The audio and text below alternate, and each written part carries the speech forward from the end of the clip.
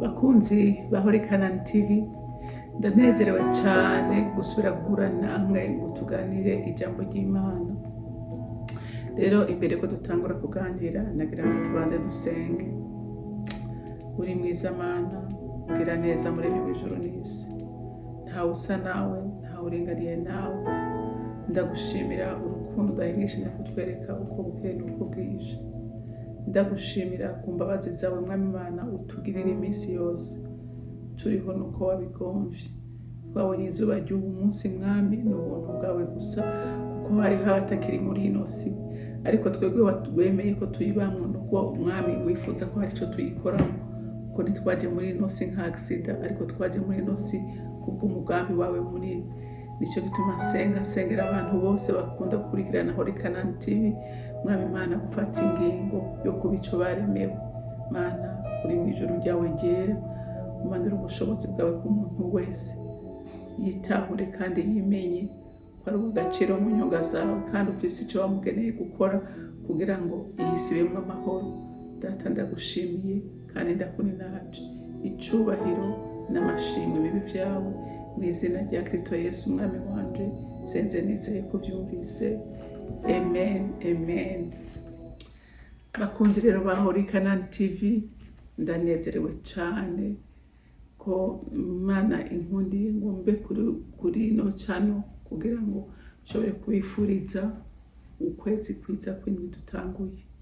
Nukuri ndifuza ko Imana yogirira neza umuntu wese akurikirana Hori Kanani TV, agahabwa umugisha n'Imana yo gufata ingingo ukurondera kunywana nayo, kandi Imana ikamumpera umugisha w'uburyo bwose, ibampera umugisha w'uburyo bwose, yo kuyimenya, yo kuyikorera, yo guhezagirwa nayo mu buryo bugaragara, kuko nabwo nukuri ndabifuriza kuko ukwezi kubabera ukwezi kudasanzwe. Muri umugisha twahawe, Imana ibapezagirire. Rero ijambo nifuza ko dupartaja muri iyi ntango y'ukwezi kw'indwi ni ijambo rivuga ngo duharanire kuzana impinduka aho tugeze. Haleluya, duharanire kuzana impinduka aho tugeze, kuko umuntu vy'ukuri yamenye Imana, umuntu yizeye Kristo, umuntu avuga ngo ndi umwana w'Imana, utandukanye n'abantu b'Imana. Haleluya.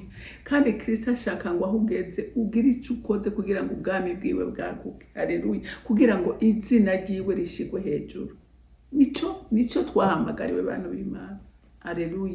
Ntiwahamagawe kwicara, ntiwahamagawe kuguma ngaho uko oyaye. Hari icyo utegereza gukora kugira ngo ubwami bw'Imana bwaguke.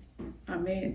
Kugira ngo abana b'Imana bagubwe neza, kuko aho umwana w'Imana ageze ubundi yarakwiye kuzana impinduka.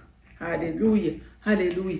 Rero twagira ngo turabire hamwe abantu bazana iyo mpinduka uko baba bameze. Amen. Uko baba bameze, kuko si uwo ari we wese ashobora kuzana impinduka, ahubwo hari abaza gutera ahubwo amahoro make aho bageze. Ariko warakijijwe ukamenyana na Kristo, warakwiye kuba umuntu azana impinduka hageze. Rero ikintu ca mbere nabonye umuntu azana impinduka ni umuntu aba yuzuye mpwemu yera. Haleluya. Ni umuntu aba yuzuye mpwemu yera. Iyo wanywanye na mpwemu yera, aho ugeze araguhishurira ikiba gikenewe gukorwa. Haleluya. Araguhishurira ikintu kiba gikeneye gukorwa, kuko utuzuye hari ibintu byinshi byo gutuma utinya. Haleluya. Byo kubuza, ariko igihe wuzuye mpwemu yera ntubusigara wiraba, oya, ubusigara uraba ikintu cyo tuma abantu baguka neza, cyo tuma abantu bamererwa neza aho bari. Haleluya, haleluya. Hariho nk'umugore Debora n'umugore w'igitangaza. Debora yarabonye ko ngo mu gihugu ciwe ibintu byari byabaye nabi cyane. Nta mugabo yari agihaguruka, abantu bose bari barunamye, nta muvugishwa yari akihari, nta mucamanza yari akihari. Debora aravuga ati ibintu ntibishoboka. Haleluya. Kubera yari umugore yuzuye, aravuga ati ibintu ntibishoboka, igihugu ntigishobora gupfakara, ntigishobora kumera gutya, reka mpaguruke. Haleluya, haleluya. Ahaguruka ngo ari umubyeyi, ahaguruka ari umucamanza, ahaguruka ari umuvugishwa, kandi ibyo yabikoze neza. Amen.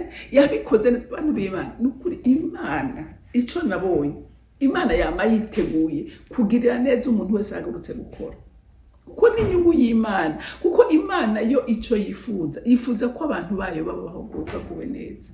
Haleluya, haleluya. Abantu babaho bageze iki? Baguwe neza. Mico Imana itwifuriza. Rero iyo ubonye umuntu ahagurutse kubw'ineza y'abandi, Imana ihagarukana nawe. Haleluya. Debora murazi yuko yatabaye igihugu. Donc nabonye rero ibintu bitandatu. Icambere rero n'umuntu aba yuzuye. Haleluya, aba yuzuye mwemwe, acagira amaso abandi batagira, akagira ivyiyumviro abandi badafise, akagira amatwi abandi batagira, akagira ukubona uko abandi batabona. Haleluya, haleluya. Abandi bari buzuye ubwoba, ariko we ahaguruka, ahaguruka acira imanza abantu. Ikindi kigira kabiri nabonye, nta bwoba bafise, nta bwoba bafise. Uyu mudamu yarabwiye umwami Baraki ati haguruka, ati Imana iraguhaye abansi. Uyu mwami aragira ubwoba ati ateka tutajanye singende. Wiyumvira umugore ahaguruka akaja ku rugamba, akaja ku rugamba, nta bwoba yagira, ko yari afise assurance ko yavuganye n'Imana. Rero umuntu azana impinduka n'umuntu by'ukuri atagira ubwoba, ahagarara kuco yiyemeje akavuga ati ndagishigikira, ndacemeza, ndagigwanira, ndagihagararira, kubera ati naho mpfapfe. Haleluya. Na Esther mwibuke, Esther muribuka, avuga ati uko biri kose ubwoko bwanje bwira bwicwe, ati kandi itegeko ry'umwami rivuga ko umuntu aseruka imbere y'uwo atamutumye ko urubanza ni rumuntu kwicwa, ariko aragenda. Haleluya. Ubwoba yabushira ku ruhande, aravuga ati ndagete n'ugupfa nshaka mve, ariko ntabara ubwoko bwanje. Murumva, nta bwoba. Amen. Ikigira gatatu, agira ishaka ryo gutunganya ibyo abona bitameze neza. Agira ishaka. Umuntu azana impinduka agira ishaka. Nehemiya yumva amakuru y'iwabo, yumva amakuru ku bintu byabaye nabi, aravuga ati no, sinshobora kuguma ibwami, no, ndahagurutse. Arahaguruka, agenda abwira umwami amubaza ati Nehemiya kumeze gutyo. Yabanje gusenga, araririra Imana ngo umwami kigikundira, kubereka akeneye kuja gutunganya iwabo, akeneye kubaka, umva. Birababaje kubona uyu munsi twitwa ngo twarakijijwe, tuzi Imana, ariko uyu munsi tukabona ibipfa tukagumaho, tukabibonera abisha amaso kumenga ntibitwereke. Nehemiya ntiyabyumvishe amatwi gusa, oya, yarafashe ingingo ati ubuje ndahagurutse, akazi ndagahebye. Yari mu kazi kameze neza, ariko avuga ati ndagahebye, ndatasha. Wewe uyu munsi ubyifatamo gute wumvise amakuru? Ubyifatamo gute? Nehemiya ngo ararira, apfukamira Imana, arayibara ati Imana tutabare, Imana dukize kigisuzugurira. Imana ibona umutima. Bantu b'Imana, Imana ikoresha umutima ukeneye gutunganya. Imana ikeneye umutima umva ikorana na muntu yiteguye kuzana impinduka, guhindura ibintu. Haleluya, haleluya. Nari kuguma uri kurasenga mugabo atacu hagurutse gukora. Imana ivyo ntaco biyibwira. Imana ntibiyinyiganiza, ariko inyiganizwa n'umuntu avuze ngo ndasenga kandi ndahaguruka gukora. Haleluya. Nehemiya arahaguruka. Ntivyari vyoroshe. Amen. Ariko aravuga ati uko biri kose ndagenda. Imana ihagararana nawe, naho habaye ibicantege byinshi, ntiyavyitayeho. Imana yamukomeje umutima, yamushigikira. Abamugwanya ntibigeze bamuca intege. Haleluya. Ikigira kane, n'umuntu atikunda. N'umuntu atikunda. Niba uri umuntu yikunda, umva nta mpinduka ushobora kuzana. Uteza kuba umuntu yiyanka, avuga ati kama mbaya ibintu biteza kugenda neza.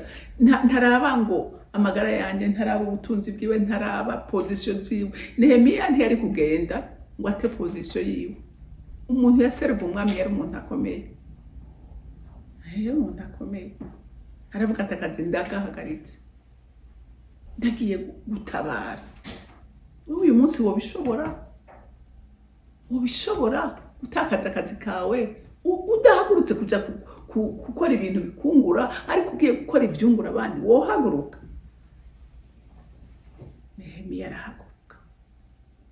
Nehemiya arahaguruka aja kubaka igisagara cy'iwabo cyasenyutse, ngo amarembo arasubira arayubaka. Haleluya, haleluya.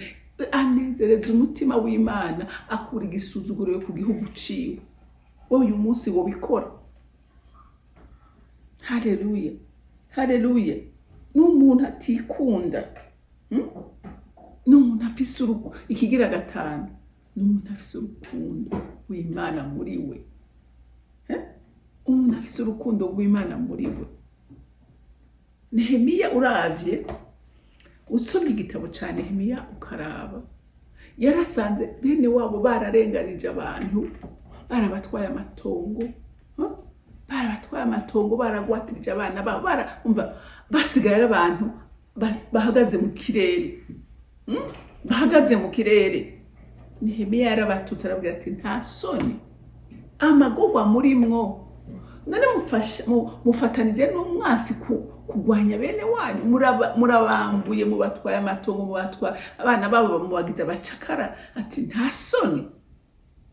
Murumva urukundo. Ati mwese ndabasabye, subiza ibintu mwabatwaye. Mwabonye umutima Imana ikunda, barabisubiza. Abantu bagira amahoro.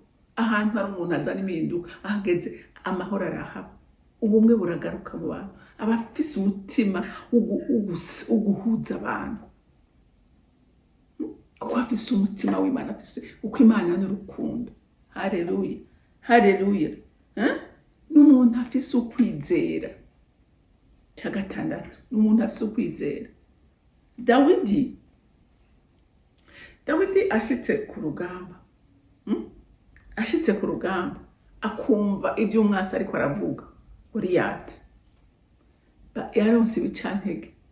Bene wabo bambwiye ati wa muhungu we, turakuza amanyama yawe, turazi umutima wawe ubwibone, ati subira mu ntama. Ntiyanabumvirije, yaciye agenda abaza abandi bamushikiriza umwami amubwiye amakuru y'ibyo Imana yamukoresheje. Aragenda kurwana na Goliyati.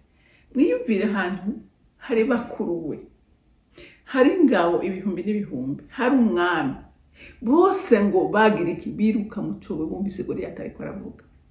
Dawidi aravuga ati nowe, ya Mana yankoresha bya bindi, ya Mana yatuma nica idubu, ya Mana yatuma nica intare, ntahiraja, ntiyonanirwa kwica ujya mu Filisitiya, ariko atuka ubwoko bw'Imana, agatuka n'Imana yacu. Agira ukwizera. Umwami aramubwira ati no, ati uracyari umwana. Uyu muntu n'umuntu yagwanye kuva kera n'ikigatanya, ni wo muhanga. Rundi aramubwira ati wewe gusa Imana ibyo yankoresheje birakomeye. Ashingira intahe Imana. Haleluya. Ashingira intahe Imana, avuga ibyo Imana yamukoresheje. Ati intambwe nayigira akanya gatoya cyo gutwara umwagazi. Ati n'idubu nayigira akanya gatoya, nkayitabagura, nkayaka umwagazi kandi nkayica. Mwami aravuga ati uyu mwana numva abitsa amabanga akomeye. Haleluya, haleluya. Ati numva abitsa amabanga agiziki, amabanga akomeye. Aragenda aragwana. Goliyati amubonye yaramubwiye ati Abisirayeli baraho ntibagayana ngo basigaze.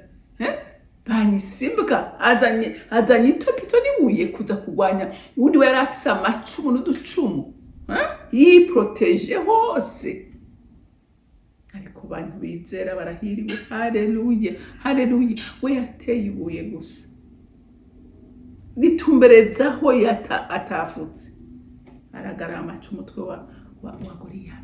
Haleluya. Kubera iki? Kubera kwizera ati ya Mana yankoresha bya bintu n'ubu ntayiraja. Amen. Bantu b'Imana mukaba mushaka kuzana impinduka, gira ukwizera. Haleluya. Gira urukundo rw'Imana, ubabara abantu. Imana ikunda abantu bafise urukundo rwayo, abikunda abantu biyanka bakiheba kubw'abandi.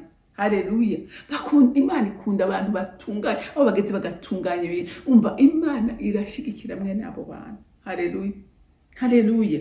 Abantu batikunda, umuntu atagira ubwoba, Imana iramushigikira ihagararana nawe. Amen. Amen. Rero ivyo byose kugira ngo bishobore ubishikeko, uzura mpemu yera. Kandi mpemu yera twese twaramuhawe. Umuhamagaye arakwitaba. Amen. Umusabe niho uzozana impinduka, bigatuma izina ry'Imana rishigwa hejuru kandi n'ubwoko bw'Imana bukagubwa neza. Imana yo mwijuru ibahezagire. Uku kwezi kw'indwi by'ukuri ndabifurije ngo mukayangana. Aho muri mukayangana muzana impinduka, umwese afata ingingo. Haleluya. Fata ingingo, utafashe ingingo ntibishoboka. Ariko no wafata ingingo ugasenga ukarondera mu nyunga y'Imana, ibyo byose izobiguha kuko Imana irakeneye abikoresha. Mwarahezagiwe cyane.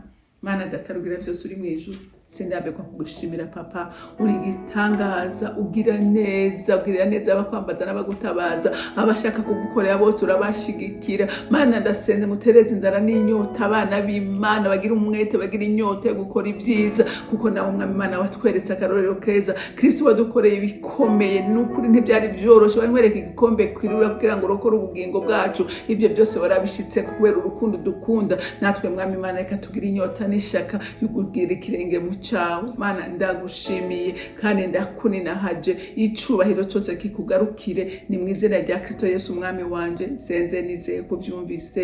Amen. Amen. Mwarahezagiwe, mugira umunsi mwiza.